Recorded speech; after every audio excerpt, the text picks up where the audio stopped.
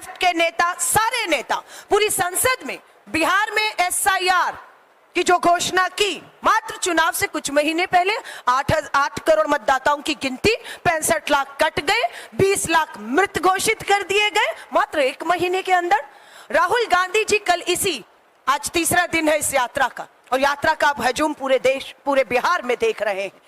उन्हीं मृत लोगों को, मृत लोग नहीं कहूंगी, चुनाव आयोग के मुताबिक मृत मतदाताओं को, और कहें तो उनके भूत को, चुनाव आयोग की नजर में उनके भूत को राहुल गांधी जी मिले हैं, बात की है, लेकर आए हैं कि हम जिंदा हैं, लेकिन चुनाव आयोग ने हमें मृत घोषित कर दिया है।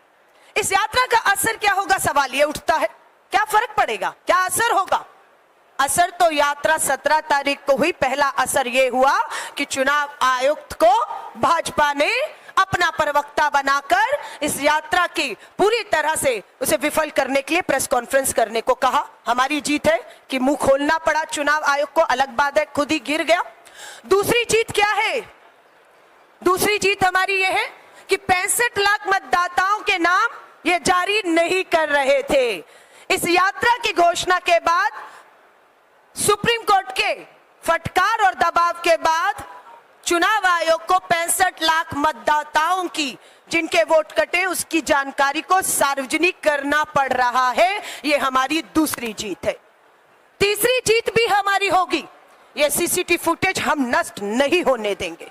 राहुल गांधी जी को डराने वाले हैं और राहुल गांधी जी कह रहे हैं रिटायर हो जाओगे, नौकरी की पूरी हो जाएगी, हो सकता है राज्यसभा में चले जाओ, हो सकता है केंद्रीय मंत्री बन जाओ, लेकिन पीछा नहीं छोड़ेंगे लोकतंत्र के एक एक वोट के अधिकार को चोर करके अगर आप सत्ता बनवाने का करोगे तो राहुल गांधी जी डर नहीं रहे, लोगों के बीच में जा रहे हैं। मैं एक चीज आपके माध्यम से, मीडिया के माध्यम से बिहार और देश के लोगों के सामने भी रखना चाहती हूं। आपको मालूम है चुनाव आयुक्त की नियुक्ति पहले केंद्र सरकार करती थी, 2 लोग नुमाइंदे केंद्र और एक नेता विपक्ष, 2:1 से फैसला होता था। जो सत्ता चाहेगी वो चुनाव आयुक्त हो जाता था और मोहरा बन रहा था।